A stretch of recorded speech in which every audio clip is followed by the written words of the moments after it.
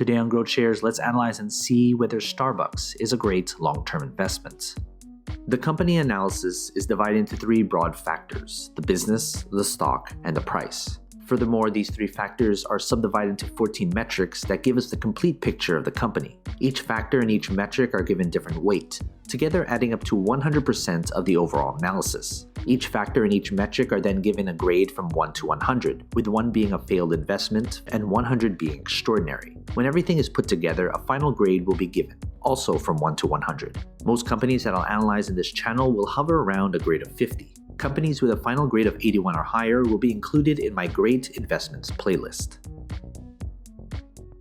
Let's first look at the company as a business. The business is the most important part of this analysis. That's why 45% of this analysis is attributed to the business. As Warren Buffett once said, it's far better to buy a wonderful company at a fair price than a fair company at a wonderful price. A stock cannot grow and prosper without having a rock-solid foundation. The business factor is made up of 8 metrics. Basically, these 4 metrics measure how well the company is doing right now. These 2 metrics measure how well the business is projected to do in the future. And these 2 metrics measure the socio-economic impact of the business. In the description below, I have a separate video describing each metric in detail.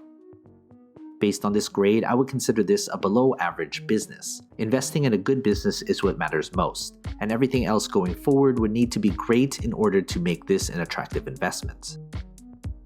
Next, let's look at the company's stock. We can't easily invest in something unless there's shares available to buy and sell. That's why 35% of this analysis is attributed to the stock. If the business is the foundation of a company, the stock is a reflection of that foundation. Does the market reflect how good or bad the business has done?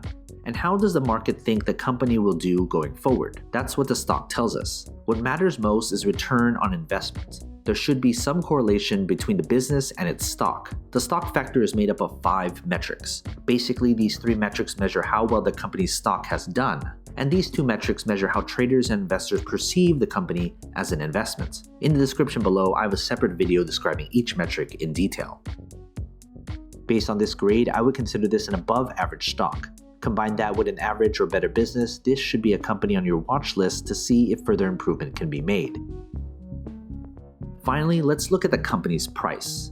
Price is what most investors look at when deciding whether to invest in a company or not. But price per share shouldn't be the most important consideration. That's why 20% of this analysis is attributed to the company's intrinsic value. There is a reason why a company's stock is undervalued or overvalued. An undervalued stock may be undervalued because it's simply a terrible business. And the other side is true as well. The price factor is made up of only 1 metric. Basically, the intrinsic value is the price per share at which the company's fundamentals align with its true value when compared to its current stock price. Based on this grade, I would consider this price to be expensive. If you're looking solely at the price per share, this shouldn't be a company you should invest in. Now that we have everything calculated, let's figure out the company's final grade. If you want a database of the companies I've analyzed, consider becoming a subscriber to my Patreon. For only $2 a month, you'll gain access to my Google Sheets spreadsheets with all the grades for you to filter through. They're frequently updated, so consider becoming a subscriber. Link in the description below, or head to patreon.com/growthshares. Based on this final grade, I would consider this company a below-average investment. This company needs some work, and things would need to change before it gets worse.